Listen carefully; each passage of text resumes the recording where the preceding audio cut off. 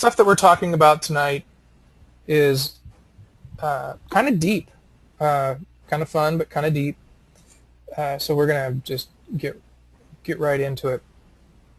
The verses are Galatians chapter 3, 15 through 18. And we're going to go verse by verse through these verses and look at a number of different theologians as it relates to the way they think about these verses. What's really going to be neat is that I think we're going to find some really cool ways different people think about these verses. So that's what I'm hoping to do tonight, and hopefully it'll be as fun for you as it is for my preparation for this. Verse 15, this is the New American Standard. Brethren, I speak in terms of human relations, even though it is only a man's covenant, yet when it has been ratified, no one sets it aside or adds conditions to it. Okay, I mean, that taken out of, it's not out of context, but that just, reading that verse out of nowhere, you know, frankly makes, it's like, what are they talking about? I have no clue what they possibly could be talking about. I speak in terms of human relations, even though it is only a man's covenant, yet when it has been ratified, no one sets it aside or adds conditions to it. Okay. Well, I automatically think they're talking about marriage. Well. Covenant. Yeah. Okay. Well, are they talking about the law? I mean, is he saying, you know, even with man's covenant, we take it seriously. Why wouldn't we take God's justification through Spirit? Well, I just was laughing because it seems like everything kind of is going through a possible lens of marriage and dating right now, Lisa. So that's why I thought it was fun. Hey, get off my back. Okay, so he is talking about a covenant, but why would he be talking about a covenant? Why would he be talking about a man's covenant? What in the world is he talking about here? Well, here we go. Abraham, remember the covenant that God had with Abraham in Genesis 12:3, and the covenant that suggests that Abraham's faith was credited to him as righteousness. So the promise of Abraham was justification. We've been through all this in these other Bible studies, okay? So God had a covenant with Abraham, and we'll look at that real quick just to make sure we're on the same. Just as a quick review, Genesis 12, verse 3, we've talked about this covenant. Go forth, the land, you will make a great nation, I will bless you. Verse 3, I will bless you, those who bless you, and the one who curses you I will curse.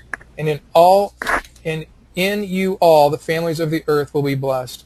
And the blessing of Abraham is justification. We've talked about that in a previous verse. Justification by faith. Okay, so now we're going to go back to Galatians 3. Okay. So what we have is we have this covenant that God had with Abraham that in summary was saying it was an unconditional covenant that says you will be blessed, you're justified, but there's no conditions to it. Your faith is credited to you as righteousness. No other conditions. And then there was the Mosaic covenant. This was a conditional covenant that says if you do the law, then you shall live. We'll talk about that in a minute. But then comes along Jesus, who fulfills the law. Fulfills the law, and also extends the covenant. Is the best way that is the extension of the covenant, as we will see here shortly. Okay, so let's keep this in mind, because what's happening is, keep this process right here in mind. Here's what's happening. The Jews are arguing with Paul, and they're saying, you're going back to Abraham and talking about how his faith was credited to him as righteousness. But we believe that, wait a second, it's more than just faith. The Jews believe it's faith plus works. So what Paul is saying here is, he's saying, brethren, I speak in terms of human relations, even though it's only a man's covenant, yet when it has been ratified, no one sets it aside or adds conditions to it. Now are we starting to see what he's talking about? God made a covenant with Abraham. It was an unconditional covenant where his faith was credited to him as righteousness. Paul is now over here saying, even if it's just a man's covenant, even if it's a man's contract, you can't just set it aside or add conditions to it. In other words, they were trying to say, oh yeah, the Mosaic covenant, the Jews were trying to say the Mosaic covenant added conditions to that covenant. And what Paul is saying, you just can't change a contract in midair, especially not even with a man. You just can't go changing it up. And with God being an unconditional covenant promise from God, you can't just go around changing it, adding conditions to it, and acting like it doesn't exist anymore. Okay. Yeah, it's kind of like a will, isn't it? Like if somebody has a will, once it's been signed by the person and they're gone, they've already made that covenant, you can't go back and undo it because he's already signed it. It's a done deal.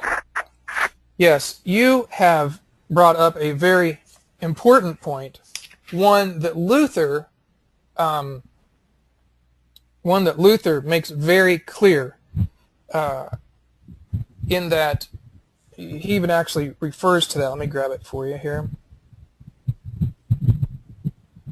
But rather, okay, here we go. Paul, this is Luther's talking, referring back to the covenant. All nations of the world will be blessed through your seed. This was like saying, I promise you by pure mercy that Christ will come from your seed and will bring the blessing to all nations oppressed with sin and death. That is to say, he will deliver the nations from the everlasting curse. This is what Luther's talking about. This Abrahamic covenant was fulfilled ultimately in Jesus. The blessing, listen to what Luther says now. The blessing was a testament, not yet revealed, but sealed up. Now, a testament is not a law, but it's a free gift. So it's very important to understand this covenant that we're talking about here is like what Brent is saying, is like a testament. In other words, the last will and testament of somebody. If for instance, let's say I'm the dad of Brent and I will him my house in my last will and testament, what does Brent have to ante up to get it?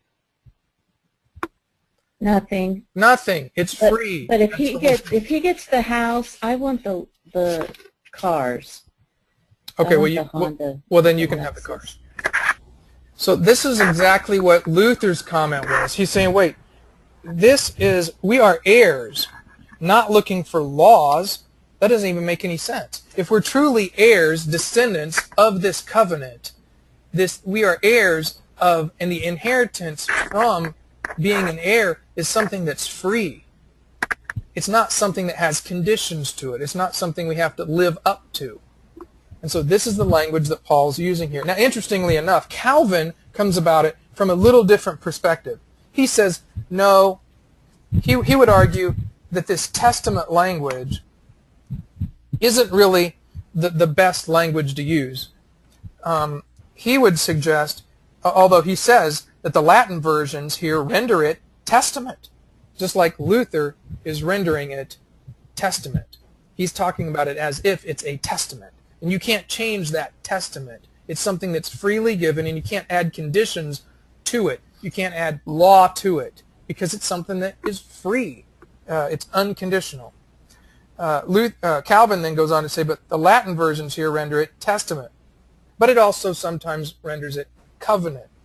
It is of little importance. However, what Calvin suggests is that the analogy from which the apostle argues would not apply so strictly to a testament as to a covenant. In other words, this logic is suggesting that, well, okay, a testament, although it is free, yes, it is free, you could change the testament. In other words, I could say, well, I changed my mind, Brent, and Lisa now gets the house and not you. And so Calvin would suggest that the word covenant might actually be stronger because this is a contract of which if you changed it, you would have to breach it. And as we're going to see here in a minute, to breach this covenant means that who breached it? I mean, it was a one-way unconditional covenant. So for this covenant to be breached, who would have to breach it? Yeah, God. God. God would have to breach it. So basically, Paul's using language like, so you're suggesting that God is somehow breaching this contract? That would make God be what? Okay, we'll talk about that a little more in a second. So now, let's do one more thing. Let's take just a few seconds and look at this verse again, and now let's see if it makes more sense than it did when we first read it. Keeping in mind, the Jews are saying, well, fine, God made a covenant with Abraham, but there was a covenant later, 400 or 500 years later, through Moses, and that somehow superseded this covenant with Abraham. And now we look at this verse. Paul says, brethren, I speak in terms of even human relations, even though it is only a man's covenant. Yet when it has been ratified, no one sets it aside or adds conditions to it. So what Paul is saying is, even in a covenant that's much less powerful than a covenant between God and man, would be a covenant between man and man. And even a contract between man and man isn't something, once it's been agreed upon, once it's been signed, sealed, and delivered, that we can turn around and go, oh, now we're going to change it. It doesn't make any sense anymore, so we're just going to throw it out. This is the argument Paul is using in verse 15. I didn't see Peter Frampton in there once. Signed, sealed, delivered. I actually didn't even know that was that song from him. So I think, wasn't it, Brent? Wasn't he the original? Signed, sealed, delivered, I'm yours. Yeah. Stevie Wonder, wasn't it? So, no, Frampton. I think Pavarotti. So, Derek, with what was chapter 14? Because it feels like he's just coming. I mean, how are we supposed to know what he's referring to? Okay, so in 14 he's referencing in 14, Abraham. Well, in 13, yeah, he's talking about Abraham back up here in these previous verses. Yeah, okay. And so what happens then, and then in order that in Christ Jesus the blessing of Abraham might come to the Gentiles, so that we would receive the promise of Spirit through faith. So then what Paul does is he moves right on.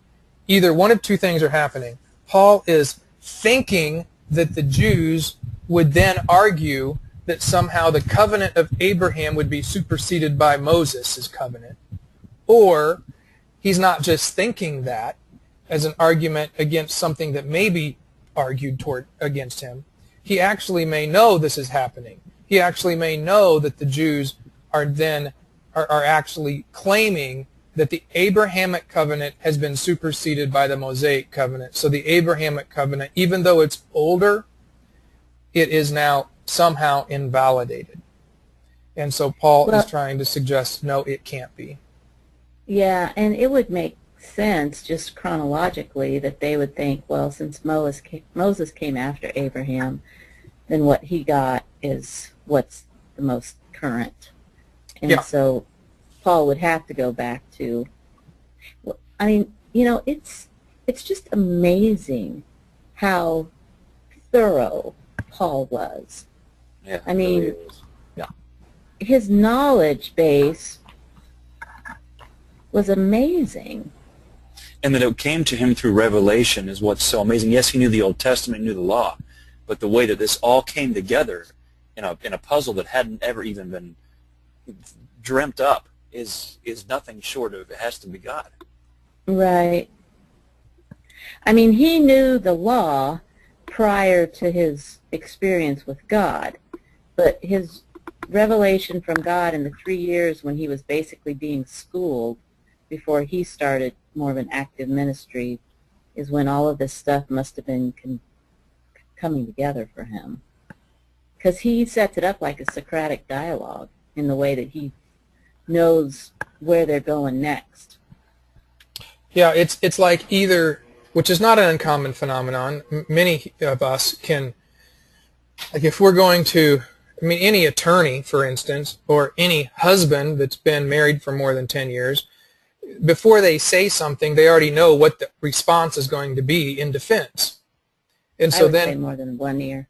Okay, and so then it would make, so it's not, certainly not, it's certainly fathomable that Paul would know what the argument's going to be next before it was even asked. But it's also possible that these were things that were being said and he had heard through Peter or through James or through some other vehicle that people were arguing about. Okay. Well, before he met Christ, these probably would have been his arguments as well. I mean, he would have been all about the law. Yeah. And he would have certainly known Genesis and he would have known Exodus both very deeply. Okay. Right.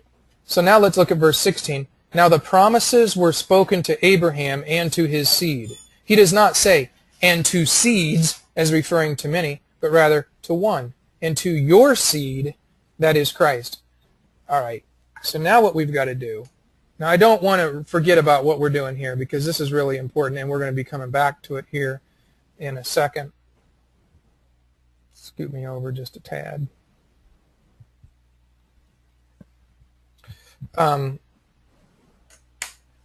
Now the promises spoken to Abraham and to his seed, and it says, he does not say and to seeds, as referring to me. So what's he talking about here? He's talking about Genesis. He's going back again to Genesis. And in particular, he's going back to Genesis 22. And in verse 17, it says, indeed, I will greatly bless you, and I will greatly multiply your seed as the stars of the heavens and as the sand which is in the seashores, and your seed shall possess the gate of their enemies. Now, you see how what's being suggested here is that this seed is going to be the blessing of Abraham. I will greatly bless you through this seed. Now, remember back here real quick. I will greatly bless you, and I will greatly bless you and your descendants through your seed. Okay, so in Genesis, he's talking to Abraham, and the seed he's referring to is Christ. Shall Yes. possess the gates of their... He's not talking about the seed of faith or the gift of faith. He's saying, literally, seed being Christ. Yes, the seed being Christ. Now, if we go back to, let's go back to Galatians, chapter 3. I must have spelled it.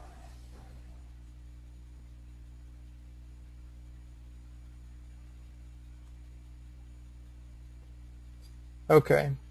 Now, the promises were spoken to Abraham and to his seed, and it does not say, and to seeds, referring to many, rather to one. And to your seed, see how Paul makes sure it's clear here? To your seed, that is Christ. So so this is where this connection is all coming from here. Abraham's seed is Christ. The blessing is coming through this seed. Now, one more thing I want to add to that. Where am I at? Verse 16. Just to make sure we're clear. The promises spoken to Abraham and to his seed were not fulfilled before giving the law. Rather, they found fulfillment in Christ. The blessing of justification by faith is therefore permanent and could not be changed by the law. The stress on seed, not seeds, was made simply to remind the readers that the faithful in Israel had always recognized that blessing would ultimately come through a single individual, the Messiah. Okay? So he's just reminding them of what they have already come to believe is true. Right. Because through Abraham's seed, singular, is the blessing of Abraham, which is our justification. Okay? Yeah. So now, Yeah. I love this verse here because the record of the genealogy of Jesus the Messiah, the son of David, the son of Abraham. See, we're seeing how important this relationship is. Right. I mean, no question Jesus came through the And lineage of David.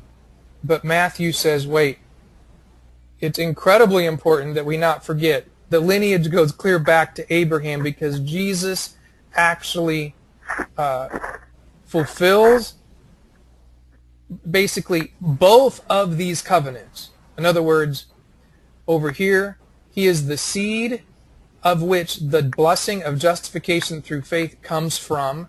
And from Moses, he does what?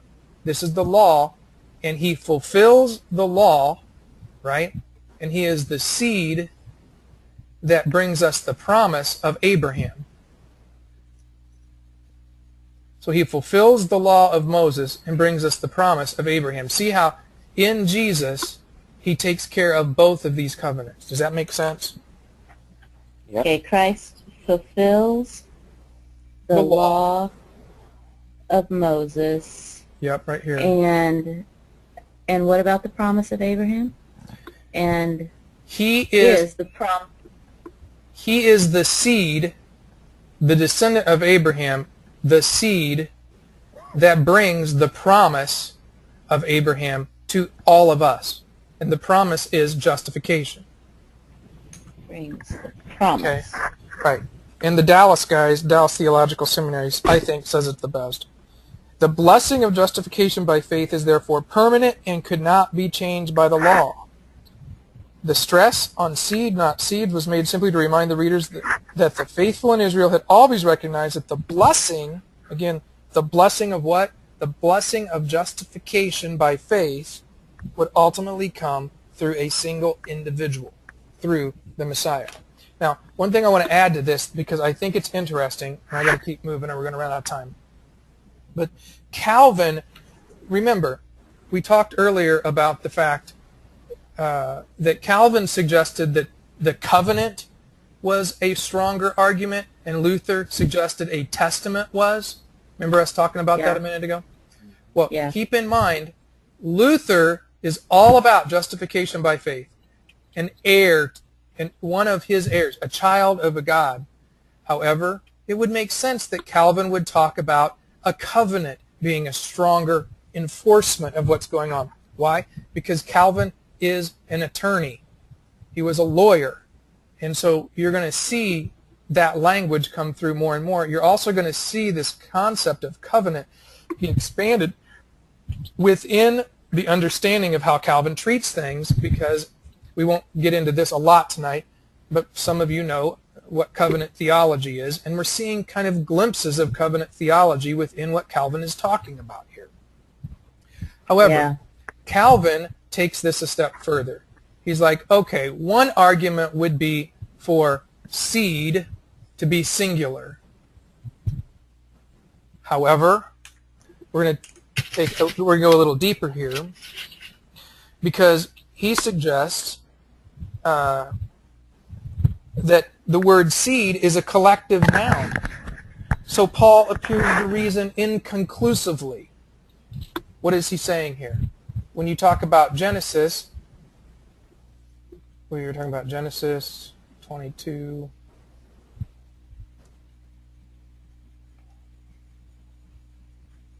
Indeed, I will greatly bless you, and I will greatly multiply your seed. And then he says, as the stars of the heavens. Well, that doesn't sound too singular to me. See what I'm saying? Right, so, unless you're one in Christ.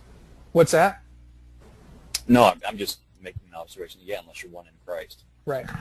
But what Calvin is saying is that the Jews may still argue that, wait, singular may not be a good enough argument here, because in some ways, since it's a collective noun, it could still mean more. It doesn't necessarily mean singular. It doesn't necessarily mean Christ. However, Calvin makes what I consider to be an ingenious argument against this. He goes on to say, well, wait a second here. Let's talk about seed, and let's talk about seeds. So I'm going to try to make this as simple as I can. Here's Abraham, okay? And the sons of Abraham were who? Isaac and Jacob. Yep. Isaac, okay, and Ishmael. Oh, sorry, Ishmael. Okay? Now, Jacob was the son of Isaac. So, if what we're saying is seeds, now you start to see where the Jews have a problem, don't we? So, are we saying that the blessing of Abraham is going to be going all these directions? Well, of course not. The Jews don't believe that. The Jews understand that the tribes of Israel come through the lineage of Jacob and not through the lineage of Ishmael. In fact, this would be their enemies, right? Because Muhammad is suggested to be a descendant of Ishmael and Muslims, and we all know the history of Muslims and Jews haven't gone so well. So the point that Calvin is making here is, now wait a second, if you're saying this is plural, then how is the blessing of Abraham really happening through all these people? Okay, so that's number one. And then he puts an exclamation point on it by going to Genesis chapter 21:12, which I'm going to go to right now. Isn't that a Rush album? Hey. Genesis 21:12. 21:12, yeah. Okay. But God said to Abraham, do not be distressed because of the lad and your maid. Whatever Sarah, make sure I'm here, tells you, listen to her. For through Isaac, look at this, through Isaac your descendants shall be named. Now, in the version that Calvin quotes, he says, in Isaac shall thy seed be called. Okay? So here, it's the New American Standard. Seed and descendants mean the same thing. I get that. But if you think about this, the seed be called is a lot stronger language and more relevant than descendants be named. Okay? Right. He's calling forth the Messiah through this. Exactly. And so what Calvin argues is that as Christians, he would suggest that we are inept to suggest that to argue with the Jews just on the idea of singular. Because, number one, not only is it singular, but it's also not just based on singular, but it's also based on a calling. Because if it was based on something other than singular and a calling, then you would have to bring in this lineage into it. But no, he's saying there's something more than just the singular or plural form argument here. There also has to be a calling, and this calling came through Isaac right here in Genesis chapter 21.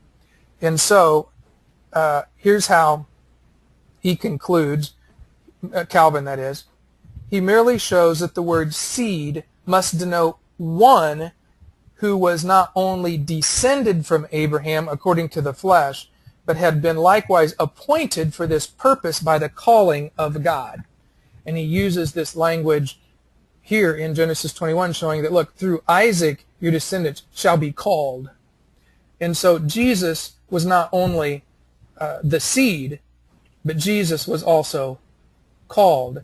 And if you're suggesting that somehow plural is, if the Jews are suggesting somehow plural works, well then, how do you make all these guys work into the blessing of Abraham if you're going to suggest that it's plural? Well, you can't, because these people are not called.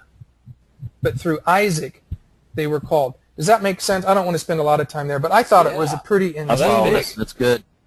Okay. Yeah, That's really a big thing when you look at that. Yeah, and I like it too because he's using the word, and I don't know what the original word was, but he's saying to Abraham, listen, you took matters into your own hands. It didn't work out. Now you're distressed, but I already knew what was going to go down. I'm already going to call through Isaac the seed. My promise is still going to be my promise. And I like the comforting language that's being used here towards Abraham. Yeah. Good. Okay. What we're going to do now is we're going to move on into, we got to get back to Galatians. So we're going to hop back there.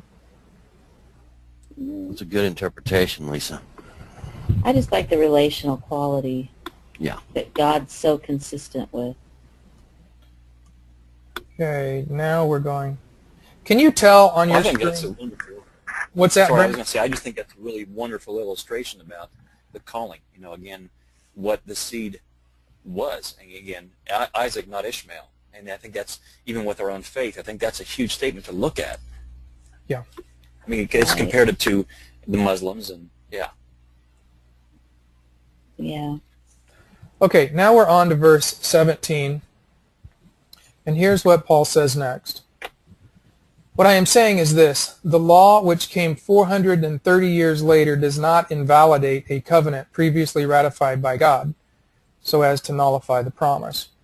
Okay, let's come back here.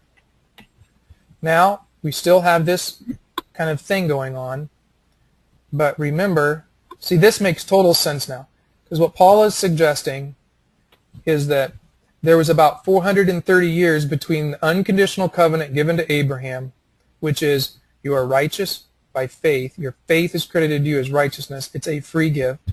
And the conditional covenant given to Moses.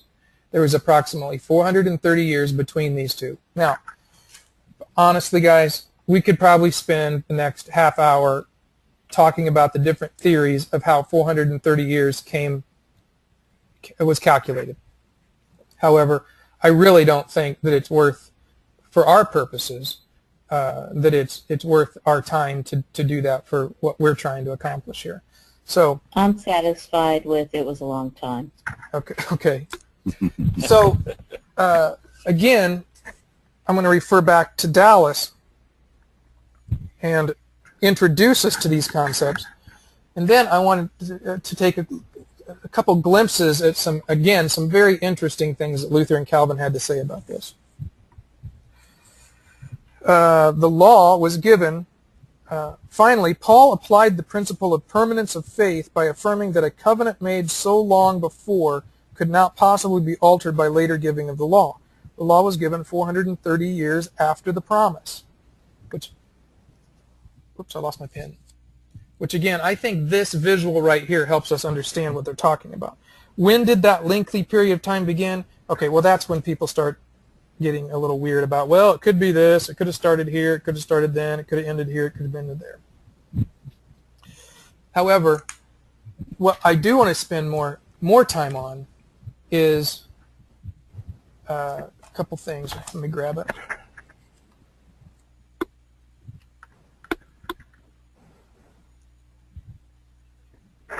Okay. First of all, remember, it's important to understand what's happening here. The Jews, and Luther points this out very clearly, and it would be just like him to do so. The Jews are suggesting that God, not trusting his own promises, but thinking they were not enough to justify people, added something better, namely the law. Okay, now this would just be like Luther's language. All right? Yeah, he's being sarcastic. Yeah, I mean, you wouldn't probably hear this from an intellectual perspective of Calvin, but you would probably hear this from Luther. And you could just almost hear this language coming out, where he's just like, oh, yeah, the Jews, because somehow God somehow doesn't trust himself with his promise to Abraham. So he had to come along and do something a little better, because, you know, God sometimes just does things that he just can't really trust to be right. Luther's a smart ass. And in some ways, I think that might be true. He was a little, we'll say, earthy. Might be a better way of explaining it. Okay, and then what Luther does is he then takes a second and reminds us from his perspective again, why the law? So he says, why then was the law added? It was not so that Abraham's descendants might obtain the blessing through it, for the rule of the law is not to bless, but to bring people under the curse. And so Luther reminds us what Paul's already suggested here in these other verses.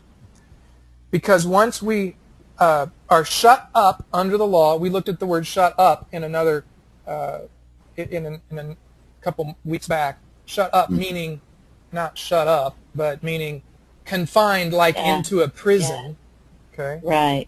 Christ may be born so that people who are confined under the law, imprisoned under the law, might long for deliverance through the seed of Abraham.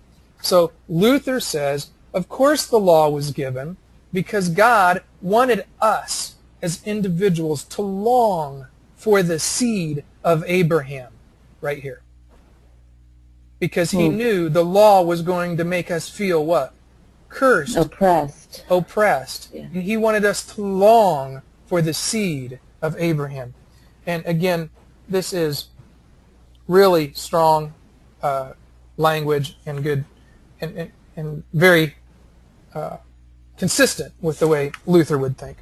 A couple more things on Luther, and then we'll see a couple things that Calvin brought up. One of the things that I wanted to mention, right along with this desire to get rid of the curse, is the seed. Luther's language suggests the seed destroys the law so that it cannot increase sin anymore and bring sinners to despair if they lay hold on the promise through faith. Remember, in the Freedom of a Christian, Luther explains that the law is constantly making us either prideful because we do so good, or it's depressing us because we can't live up to it. And so this language is the seed destroys the law so that it cannot increase sin anymore or bring sinners to despair. Yeah, that's a good way to put it. Okay, now the only thing that Luther does here, and it might be in the translation, Luther didn't write his commentary in Galatians in the English language. So it's translated. And it's translated in the seed destroys the law. That is either probably not exactly what Luther meant, or probably the way it was translated. All I'm saying to you is this: to suggest that Jesus fulfilled the law is Orthodox theology. To suggest that he absolutely destroyed the law, which is what's written in this particular translation that's edited by Alistair McGrath, who's an awfully strong theologian. So I'm just saying, be careful with that language. However, I want to read you a little story that Luther gives that I found very helpful when I read it, and I hope it's helpful to you too. Just real quick, I can see how destroyed could be used in the context of it destroys the oppressive impact of the law. By him fulfilling the law, it takes away the oppression of the law. Yeah. And we can get very comfortable with that. Yeah. Okay. I'm going to read you a little story. Paul says that the law cannot abolish the promise. Now, we just talked about that. The law, which is right here, cannot abolish the promise that was given. Now, listen to how Luther tells this story.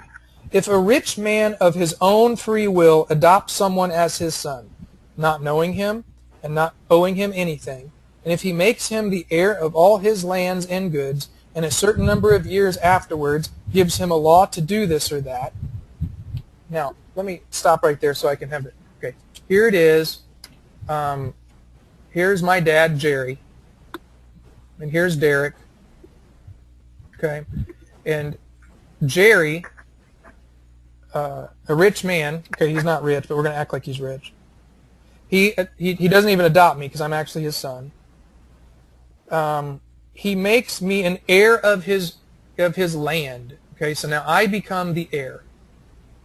Okay, now and an heir meaning it's free. He is making me his heir, and for free he's going to give me his estate because he's a rich man. Now, a certain number of years afterwards, so now he's done that. Let's say in the year 1990, Jerry did this. But then, a certain number of years afterwards, 2010, he gives me a law to do this or that. The son cannot now say that he has deserved this benefit because of what he has done. Okay, so now 2010 comes along, and Jerry says, hey, I'd like you to feed the cattle on this estate. Feed the cattle on my estate. And I say, okay, I will. I'll feed the cattle on this estate. The son cannot now say that he has deserved this benefit because of what he has done, for many years earlier he had received the same thing freely as mere favor. Thus God could not look at our actions and what we deserved. Thus God could not look at our actions and what we deserved, for the promise and the gift of the Holy Spirit came 430 years before the law. Okay, so now this is really cool, I think. Let's do it one more time. In 1990, Jerry gives me, as an heir to his estate, he gives me his estate. Okay? That's Abraham and the seed. And the promise. He gives it to me for free. 20 years later, he asks me to feed the cattle on his estate. Okay? That's the law. So now, here's the question.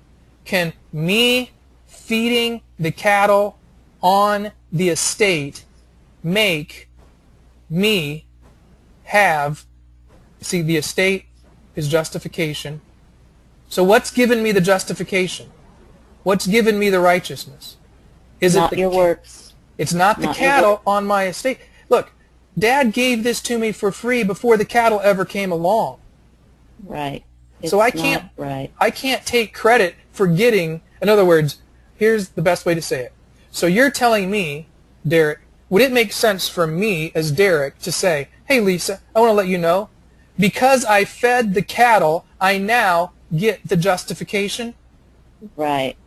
No, right. That doesn't make any sense at all. My dad, you'd say, Derek, that's totally illogical. Your dad gave you that estate 20 years ago, and now you're telling me 20 years later because you fed the cattle, somehow that's what gave you the estate? That doesn't make any sense. Your dad gave you the estate 20 years ago. Your works in feeding the cattle, fulfilling the law, is not what gave you the justification. Right, and you can see how illogical this is, because it would be like me saying, 20 years after my dad gave me the estate, I come to you and say, well, because I fed the cattle, I get the estate. That's really helpful for Paul to be able to put the chronology to it like that. That's really helpful. Yeah, it really is. Okay. I thought that was an incredible way of explaining this concept. Yeah, that's good. Okay. Calvin, of course, takes a little different approach. As always. Okay. He doesn't. At least he's consistent. Yeah. Instead, he reinforces exactly what Luther's saying, but then he adds one more thing to it. Another condition? Yeah, no. Okay. The law, he says, this is Calvin, I'm reading out of Calvin's commentary. The law, he says, is later than the promise, and therefore does not revoke it. We just talked about that. Okay? The law is later than the promise, so this law does not revoke the promise. The promise is what created the deal to begin with. For a covenant once sanctioned must remain perpetually binding. I again repeat, this is Calvin talking. If you do not understand that the promise is free, there will be no force in the statement.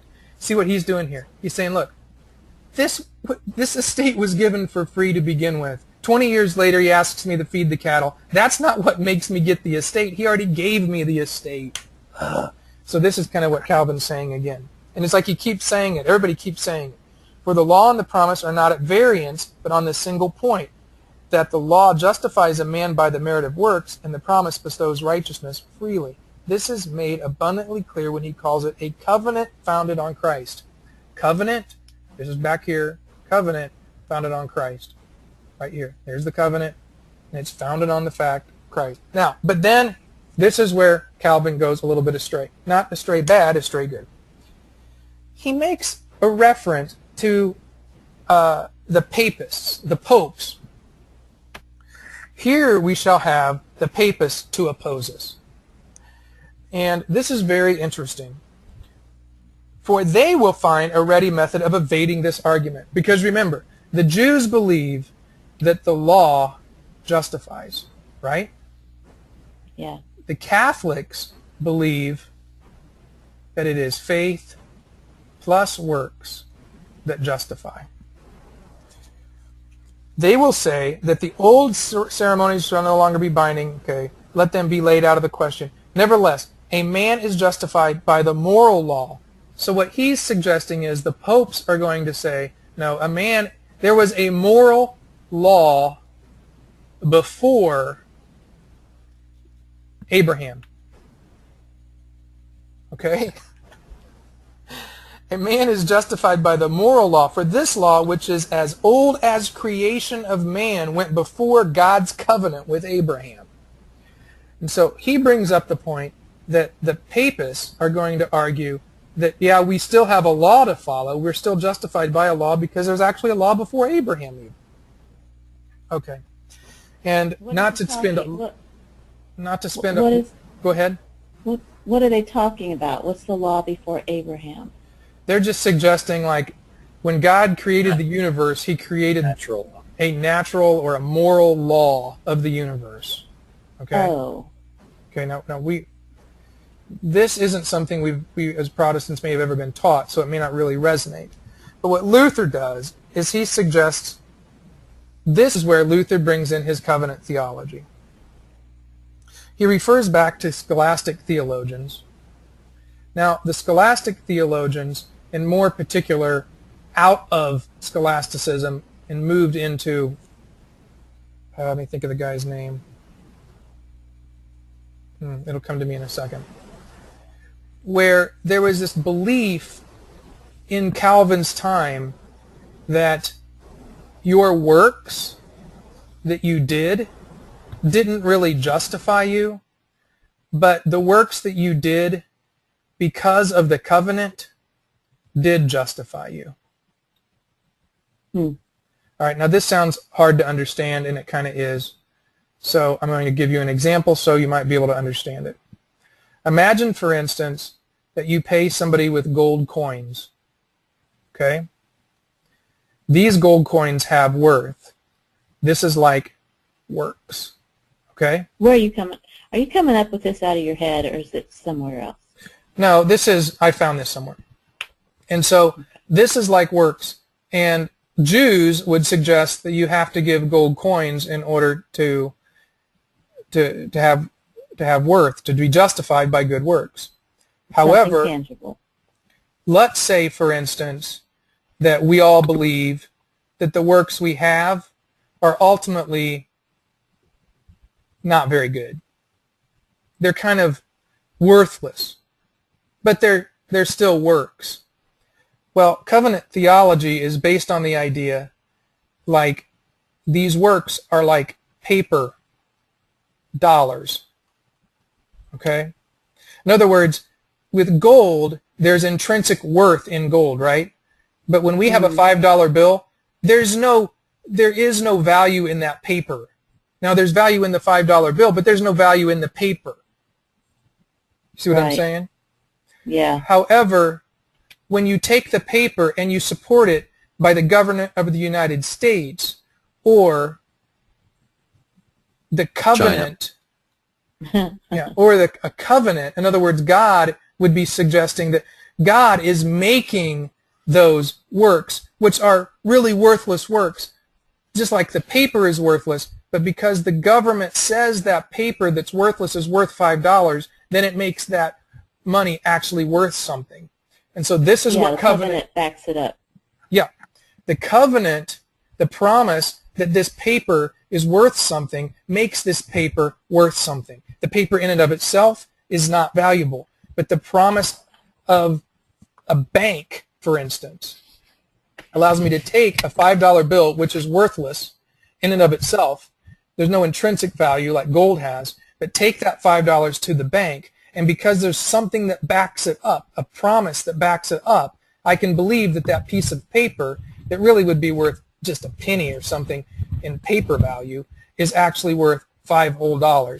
So covenant theology suggests, or at least the beginning of covenant theology suggests, look, works are still important, it's just they're worthless. But they're made worth, the works are made worthy through a covenant, through God making them valuable. So you see, this was a way to try to get around what what some would call Pelagianism, getting around a works-based justification.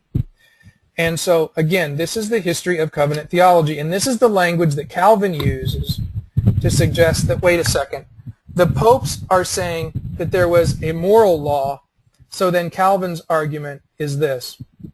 Okay, there might be a moral law, but at the end of the day, doesn't someone still have to make the covenant to make the worthless work make value out of it? And so that's the argument he uses. I'll read it really quick. All that I am now affirming is granted by the scholastic theologians, for they maintain that works are meritorious of salvation, not by their intrinsic worth, but by the acceptance of God. That's what we're talking about here. Consequently, where no divine covenant, no declaration of acceptance is found. No works will be available for justification. Okay, now you see what he's doing? He's saying, okay, popes, if there's a moral law, fine, but if there is no covenant, then it cannot make any of your worthless acts mean anything because there was no covenant. The covenant didn't come until Abraham, so you can't use. So your logic is on is not stable. It's on sinking sand. Okay, I know that might have been difficult to follow. I hope it was helpful though. No, go back. Okay, that screen right there. Tell me if this is right, but what I think about is the tree analogy, the roots and the fruit. If we believe in our righteousness as being based on that covenant, then the roots are solid and the fruit, paper dollars, that are produced are legit. They're backed up. If we don't believe that the roots, that the covenant is solid, then what our works, our fruit, even though it might look good, is not holding it's not coming from the right place. It's not coming from the weight of being backed up by the belief in who we are. That would be the way a covenant theologian would think. He would think that the works that we do have are made worthy because of the covenant. What Luther would say is that forget all that. He would say forget it all. Works, good works, worthless works, any works, no works justify us. Not even our worthless works plus a covenant justifies us. Let me tell you what justifies us. Faith. That's what justifies us. But I think it's interesting to note that there are covenant theologians out there that come from the history of Calvin, and this is here's what's crucial, guys. There's many forms of Christianity that still believe that works have something to do with your justification. And that's what I'm trying to communicate. Catholics still believe that. Of course, I see faith. I'm sorry. I see faith as believing in our righteousness, as who we are, and that involves the covenant that God made with Abraham, that gift. That's what makes fruit come from the healthy place. Yeah. If you connect it back to the Abrahamic covenant where his faith is credited to him as righteousness, now you're right with Luther. What's going on here is more of a Calvinistic viewpoint that says works are still important and God makes those works meaningful. But without those works, we don't really have a complete justification. Oh, yeah. Okay. Yeah, I wouldn't agree with that. Right. A lot of people wouldn't, but it's important to know that there's a lot of different views. All right, we have just a few minutes left, and we're going to talk about verse 18. For the inheritance is based on law, it is no longer based on a promise, but God has granted it to Abraham by means of a promise. All right, one final note here, and that is this. I love what Luther says this probably the best. Here's his quote. He says, when the promise, I'll just write it up here. When the promise of Abraham of justification is muddled with the law, see what he's doing. Remember, this is probably the best example. Here's the promise. Here's the law coming to us in the conditional promise. And what the Jews are doing is they're trying to say we need to connect them up.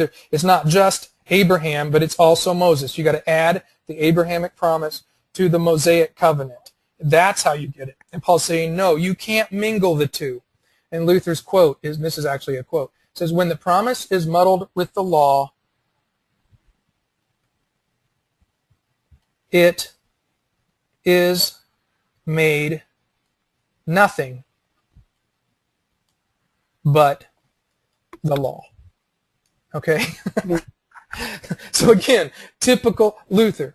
If you're going to muddle the promise with the law, then it's all law. You can't do that. Remember, another way of looking at this is the unconditional covenant.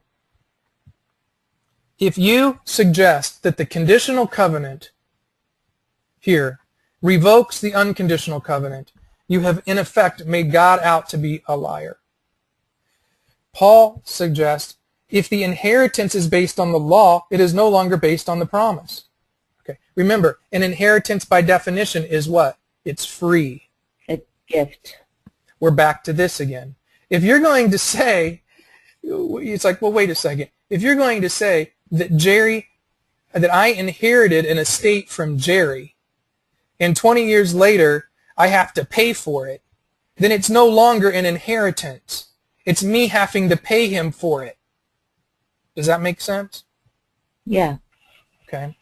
That's what he means. For if the inheritance is based on the law, it is no longer based on the promise. You can't mingle the two up. You can't say one and they both connect. And this is what Paul in these verses is trying to communicate the most strenuously. You can't commingle them. You can't combine them. They're two separate things for two separate purposes. Luther was a grace faith purist. Yeah, that's exactly right. Now, Luther then reminds us from an application standpoint that guess what? If you actually believe feeding the cattle is what got you the inheritance, then what's going to happen to pride? It's going to skyrocket. So again, he's constantly coming back to the negatives of this belief, of the belief of the law. One, because it's a curse, we're going to feel despair. But if we somehow believe that 20 years after giving me my inheritance for free, I somehow did something to deserve it from my dad 20 years later, then it's going to increase my pride. Right. And finally, the one thing that, look at verse 18 here.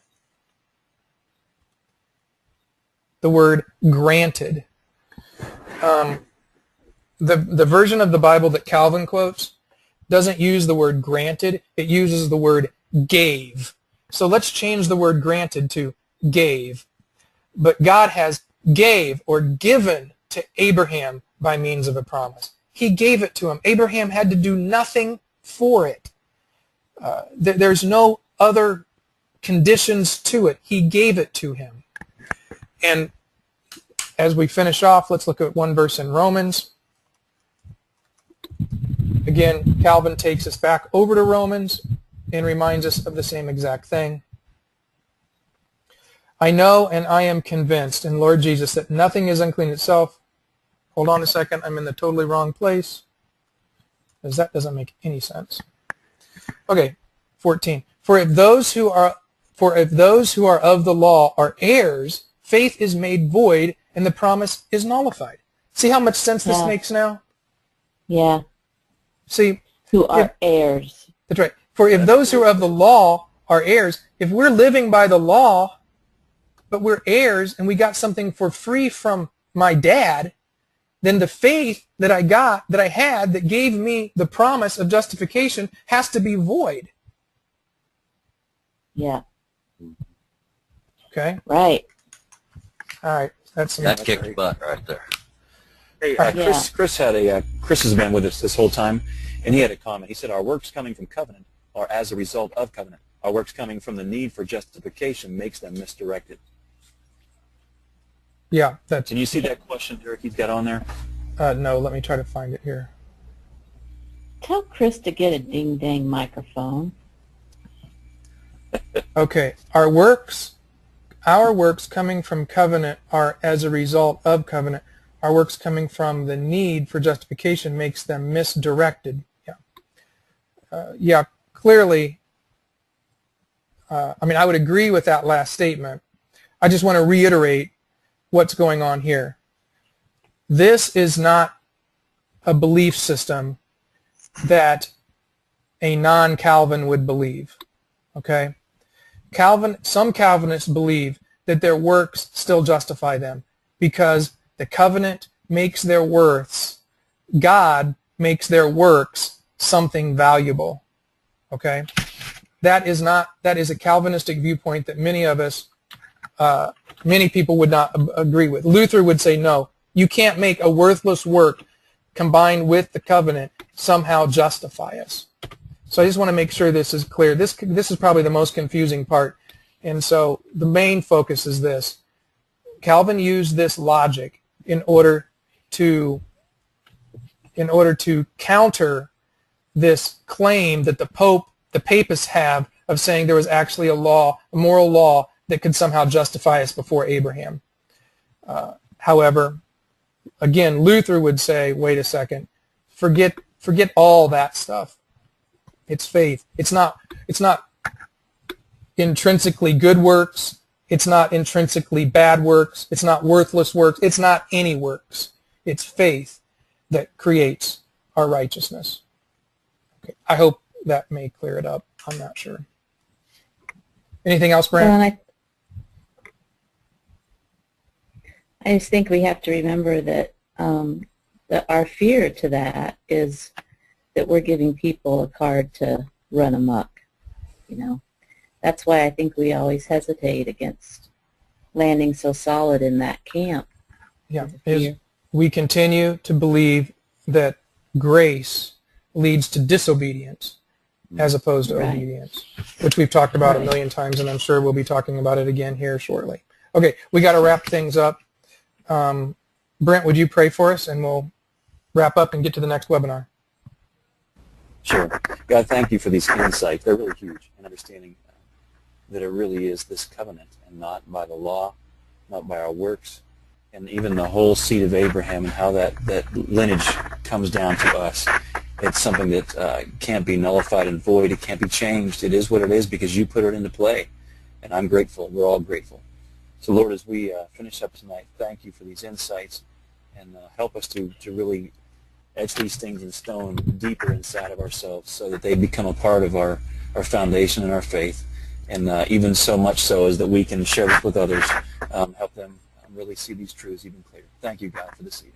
In Jesus' name.